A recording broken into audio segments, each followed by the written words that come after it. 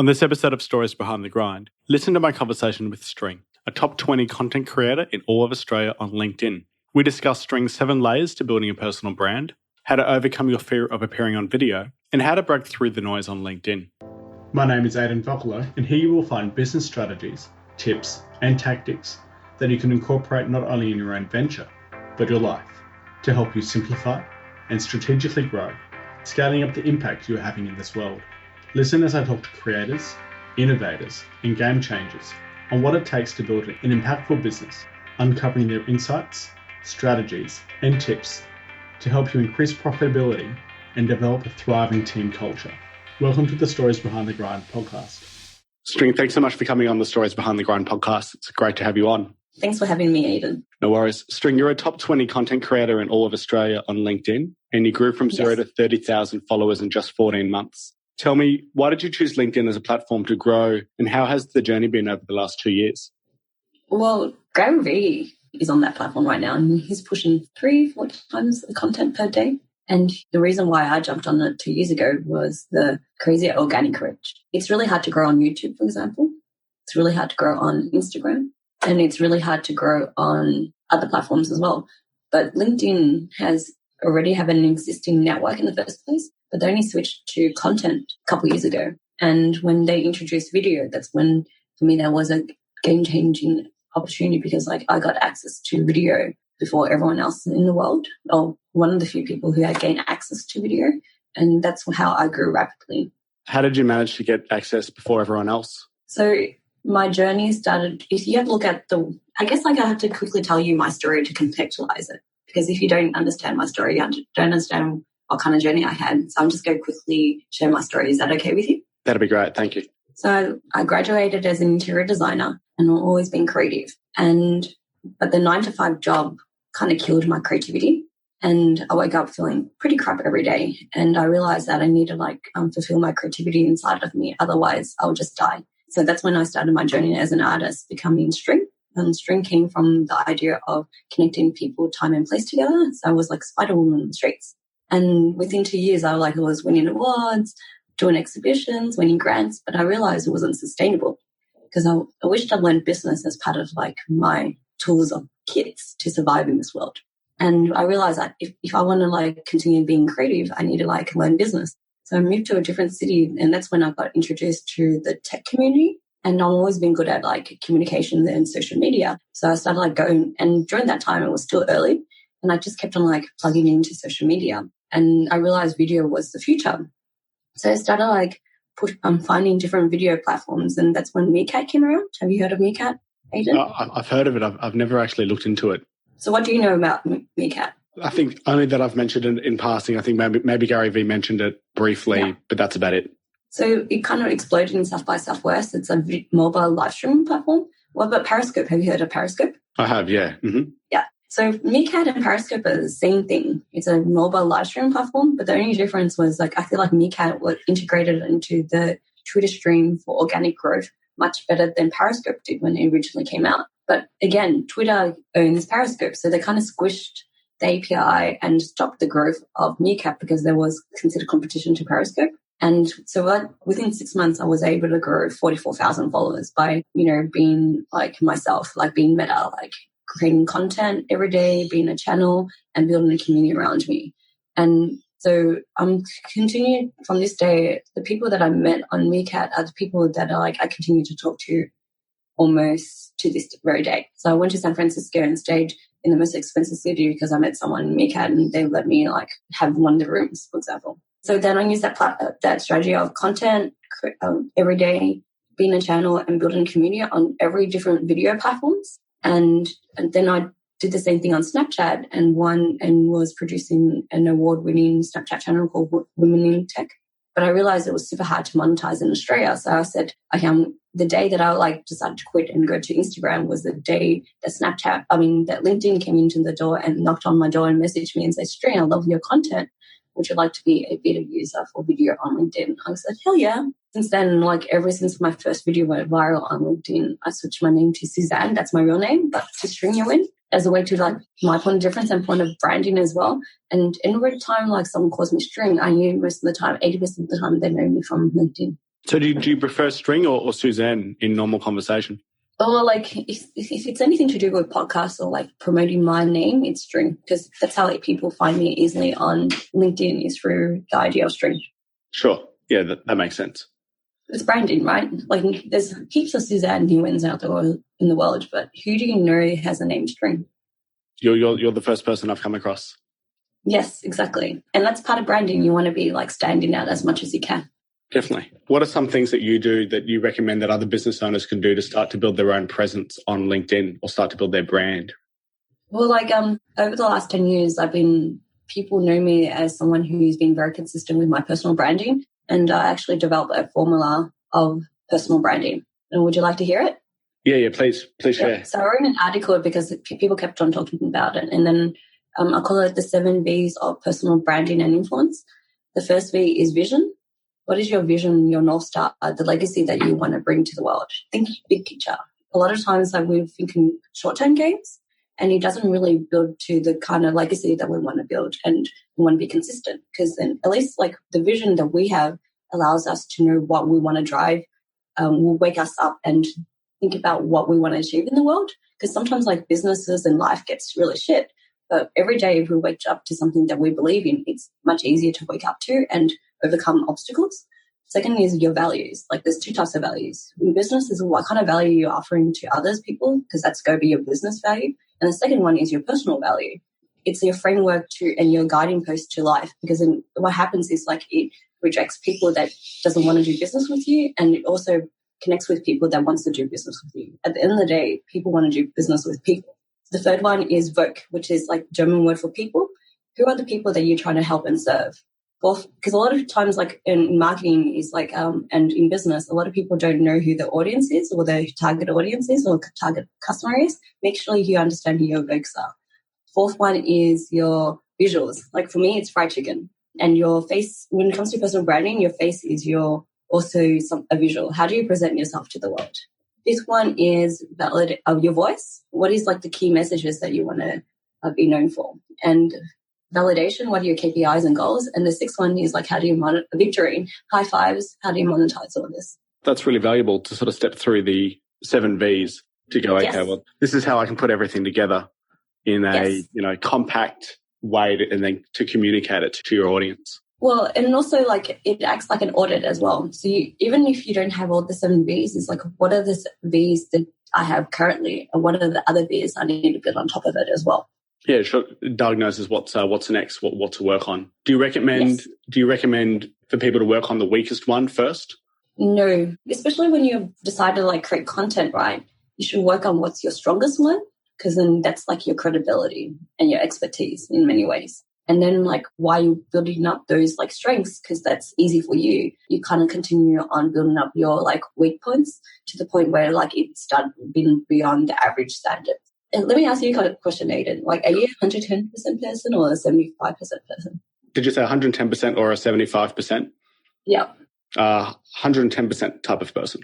Okay. I sit on more than 75% because like, especially on LinkedIn, because it's all about the feed, because we're talking about LinkedIn, right? If you want to push out content every day, because the feed experience is all about like pushing content every day, would you go for the 75% or the 110%? I would, reflecting on it, I'd probably, if I was putting content out, I'd be happy if it was 80% of what it could be, just to be able to get it out and to get feedback based on that. Yeah, and that's the power of LinkedIn, is when you build up a community around you, you get like a feedback loop as well. And I get like a high feedback loop from a lot of people to improve my game. They tell me that I have bad lighting and okay, I need to improve on that lighting. They tell me that my format is like not that interesting, so I'm improving my format. It's only because I have this engaged audience do I get this real feedback loop. But the only thing that I like, my 75% or 80% that you were talking about, as long as I provide value every day, I don't care how my quality of content could go down a little bit, but as long as the baseline is the value. Sure. And yeah, delivering value so that the people who are on the other end can get something out of it. Yes. And there are like a lot of times, like I have like a lot of people always question me, aren't you scared of critiques or aren't you scared of oversaturation? And it's like, no, because I know every piece of content that I push out is value that aligns with my business and all the 7 V's that I have, because it's consistent. For sure. And plus, I think I was reading something the other day, every piece of content you post out won't be seen by everyone anyway. Yes, especially if it's a feed. So if you compare like LinkedIn versus YouTube, right, just in like video basis, YouTube, because it's owned by Google, it's based on like being discoverable and searchable. So you could put a content out for like 5 years ago. If that person types out a certain keyword, you could like watch that video from 5 years ago. LinkedIn, it's not like that. It's like more like, how can I be sure that I'm on top of people's mind every day? How do you stay up to date with keeping in front of people's mind every day? I mean, obviously it's the content creation that you go through. For me, it's like making sure that, well, this is where like LinkedIn and YouTube is like similar. You need to be known for something. What are you a master of? Like, what are the go-to thing that can people come to you for? What is your like thing as a resource can you offer to people? So for me, it seems to be video, LinkedIn, and personal branding. And so then you wrap all your content around those three sort of key pillars. Yes, but they're like, once you become like you have that base level, it's okay to like experiment and explore as long as that person feels like you're providing value. So they know when they come to watch me, I'm doing something like either like gaming the system, which is what I did with like LinkedIn Live with the 3-hour stream and monetizing it. The second is like they know that like I'm doing something interesting. That's why I have such a growth following, because they know that like I'm providing some kind of value. For sure. For those that find, video daunting and are more introverted in nature, what's your advice to them? Well, one, join my Master Your Video community. Developed this community because everyone kept on asking me the same questions. But I think that the whole point of like doing video is just to do. It's only when you refine your voice is by the act of doing. You don't do it in your head. You have to amplify what's inside your head. And every person on LinkedIn is an expert in something. And I always believe in like, if you don't share your knowledge, you go lose that knowledge. That's a good perspective to have, to share it with others and to get it out and just practice. Yes. And a lot of times it's just like the reason why you're like the expert in your space and you don't have to worry about how you sound or how you think or whatever. That improves over time. But if you don't act or practice or do, you won't get it better. It's going to be inside your head. And I feel like the biggest benefit that I've seen so far when people start doing and sharing the expertise, the confidence went up. And that was an amazing thing that I've seen a lot of people did when after like they join my community is like to the point people who just lurk versus the people who just do. I noticed an amazing rapid growth with the people who are doers. Yeah, even if it's in perfect action going forward as opposed to... Yes, but the confidence, yes, you're right. Like but the confidence came with more they do because they realize like they get like validation came when people start talking to them about their business that we're talking about or asking questions or saying that thank you for providing that insight. So it's only when you get those little small wins along the way did that people would like willing to go and do more videos. If they don't get those validations really quickly, they feel like they lose confidence really quickly. So what would your recommendation be? I mean, obviously it takes some time to get that validation to begin with. And, you shouldn't be going into it with the expectation that you're going to get validation straight away. Do you recommend people, dedicate a set period of time to just try it out and see what happens? Yeah, I usually say it takes about a month to see if it's worthwhile for someone. But you have to push out on a consistent basis, not once a week, almost like 30 days. And that's like a pretty brutal experiment to play around with, but I think it's worthwhile because then what happens is like even if it doesn't work out for you to do video at the end of the day, you could always find ways on using what you know into something else and you become a better communicator after that anyway. So even if you did 30 days of video, one of the benefits is like your communication will improve and your confidence will improve as well. That's great to hear. So yeah, even if you don't achieve the goal at the end of the day, you've got that experience behind you and then you can use that going forward into other things that you do if video doesn't work out. And I think communication is underrated, but I feel like that's one way to future-proof yourself because it's like a skill set that you can move from one job to another or one project to another. So I'd always, like a lot of times, like people think about video as a medium of a tool, but it's a toolkit for communications. Yeah, it's just another way to communicate information, video, audio and written being the three sort of primary ways to do so. Yes, exactly. And I think that, I guess like a lot of people find video scary, but then it's just like reshaping the narrative more than anything else. They just see video as an amplifier of your message. And I guess that's one way that business owners can break through the noise as well on LinkedIn, is to be consistent in the message they're delivering. Yes, or even like share their expertise initially, because like again, like your knowledge will be lost if you don't share that knowledge. What are some of the most memorable moments you've had in the last 14 months growing LinkedIn? Anything LinkedIn is more validation. It hasn't really showed me anything new because it's like the same formula that I've been developing for the last 5 years. And I just happen to have a bigger audience. I had like more of a global outreach, and anything it taught me just to be more myself. And it's okay to be myself. Like annoying, amazing, geeky, curious. All these things I'm allowed to be. Yeah, it's often, I mean, people put on these masks to try to be somebody else, but it really is it's refreshing, I guess, to talk to you and talk to those who are as authentic as possible. Yeah, I think it's not sustainable to wear a fake mask or mask to present yourself, because at the end of the day, like when you wear that mask, imagine like you are trying to wear that mask every day for the next 5-10 years. It's like you're not trying to be yourself. And I feel like the most easiest way is just to be yourself, even on camera and off camera. And by doing that, like it just makes content creation easier. Because you don't have to think about how, how to act like somebody else. You just have to be yourself. Yeah. And I think so, because a lot of times like people want to work with you at the end of the day. So when you're like as authentic as you are, it just becomes like more natural and genuine and sincere. And it's like, I want to work with that person. And they don't want to wear a mask. Imagine like you meet them at the first time in real time, and then you realize they're not themselves on camera, and you feel like you're being like catfished. Yeah, you've got the sort of gut instincts that puts you, it's not credible going forward. No. And the people that want to connect with you that's why like, I guess like personal branding, like if you have to articulate it in one sentence, it's like walking in your own truth every day. It's really powerful. Walking in your own truth every day. And that's like the art of authenticity. Like you don't have to be liked by everyone. And I think being liked is the wrong approach to be. It's just like, how can I just be myself? You rather have respect than being liked. Definitely. Any day of the week. Yeah.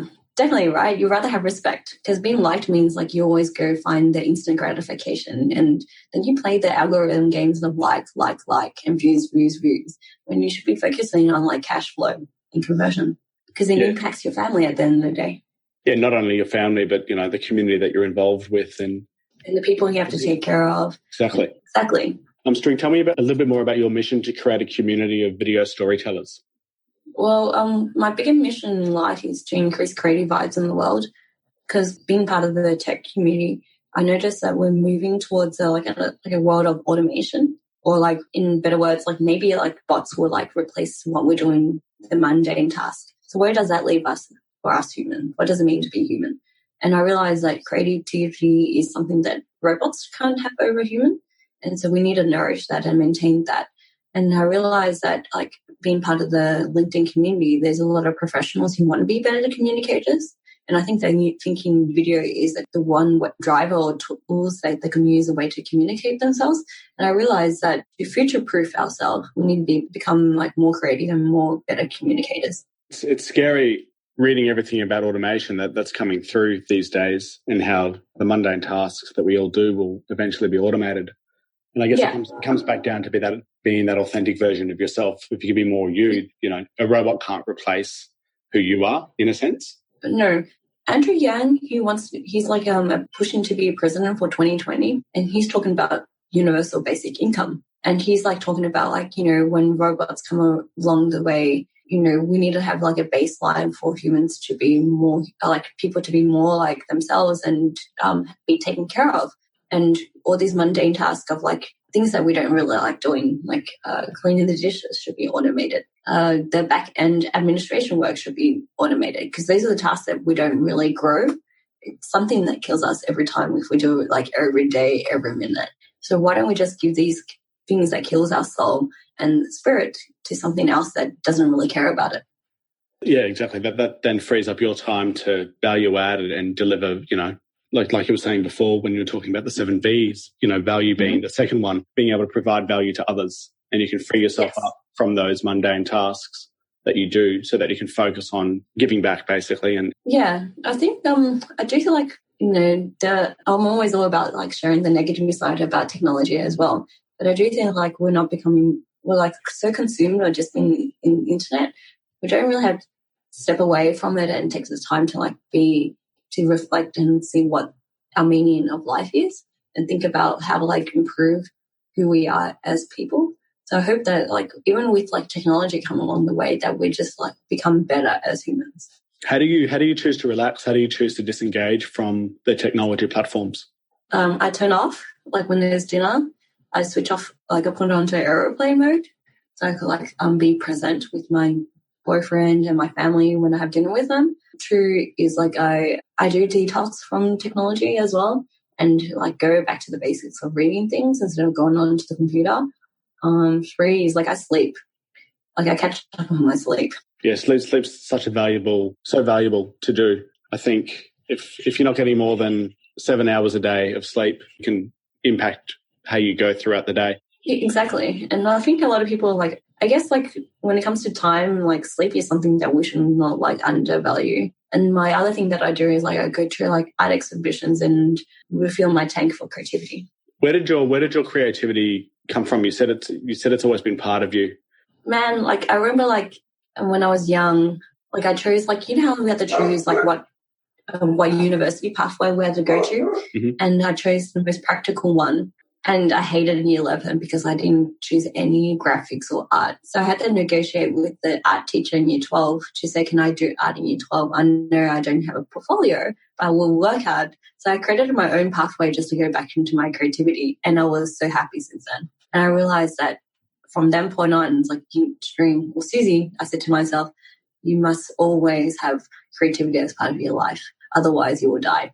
Yeah, so it fuels your spirit going forward. Yes. And I think and I realized that really early on, what like if I try to do something that I don't really value, it just becomes a pain and obligation. You get filled with resentment. That's a really valuable lesson to learn so early on in your life to know what drives you and what doesn't drive you, and to steer your whole direction, your whole career in a sense, and what you do into that direction of creativity. And, it's showing through in everything that you do, from all the videos and all the testing out all the different platforms that you've done. I think so. Even if like my business is sort of creative, but like people think creativity is like drawing something and having an artistic outcome. But I feel like some of my best conversations in business are just people who just know how to like able to solve problems in a more interesting format. Yeah, and that's creative. Yeah, I fell into that trap actually. I misused the word creativity thinking it was artistic. And that's not wrong either. I just think it's just like people just think it's like an artistic thing, but then they just realize that every person's creative. Where the business, like, haven't you heard of creative accounting? I have, yeah. But yeah, exactly. It's not just limited to the arts. Creativity can be linked to many different industries. And it's just a way of thinking more so than I think it's a way of thinking. Yeah, I do think people focus. So, like when you think of scalability, you think of automation, right? And guess like if you're in the software industry, you want to make it scalable. But the initial part of that scalability happens through some form of creativity, because they have to think about how to strip it out and make it so simple and so easy that everyone could be part of the conversation as well. For sure, yeah. There is an art to simplicity or making the complex more simple. And yeah, that requires stepping through a lot of problems to be able to distill it down into a simple process that captures a lot. Well, like if you want to look at the new trend of things, there's like a whole phenomenon called no code, where you could like develop apps with no code, and you can just like drag and drop the experience. Can you talk a bit more about no code? So it's a drag and drop. Oh well. Yeah. Like I'm still, at the moment, like technology is full of closures, right? But that's the same thing is like, what if you create a code, like a no code experience for like websites, right? If you look at websites, Wix is a good example, Weebly is a good example, where they're pretty much like you just drag and drop and create that experience. So it's sort of abstracting up one level, so you don't have to worry about writing all the HTML code. Yeah. Like I think that's where we're moving towards anyway. We're moving towards a no-code experience, because like after a while, like coding will be just automated. So what's the next level? You just have to think about the user interface and the user experience. Definitely, yeah. It really does come back down to that, doesn't it? About the user experience and the customer experience. And the person on the other side that's consuming your content. It's really about them. Yeah. And at the end of the day, technology is enable humans, not technology enables robots. Mm-hmm. Yeah, it gives us more power to change the world and to give back. Yes. And I think that's no code is the example of technology and how use of creativity, and you just focus on what does it look like and how does it feel like and how does people use it. And it gives everyone, I guess, access to it as well. You don't have to have this technical skill set to be able to make change. But shout out to Ben Tossell. He's going deep down to the no code experience, and he's pretty much sharing knowledge base through Twitter. Here I have 2 hours free and I'm in the airport.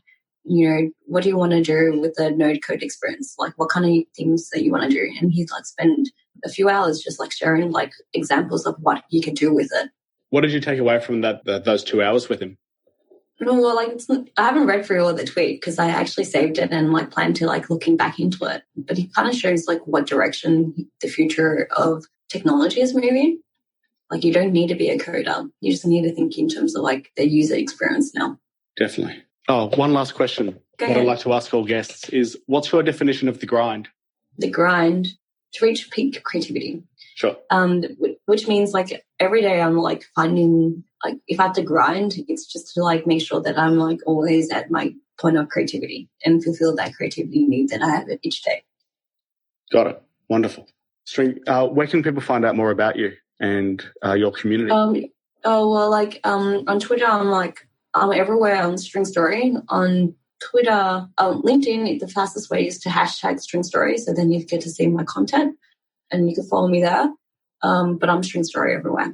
Wonderful. And we'll include the links to all your social media handles in the show notes. All right. Thank you so much for having me, Aidan. No, thank you for sharing your wisdom and experience. Not at all. If this is the first time you've listened to the podcast, I appreciate you for stopping by. Please subscribe. Otherwise, if you took away valuable advice from this episode, I'd love for you to share it with others. Until next time.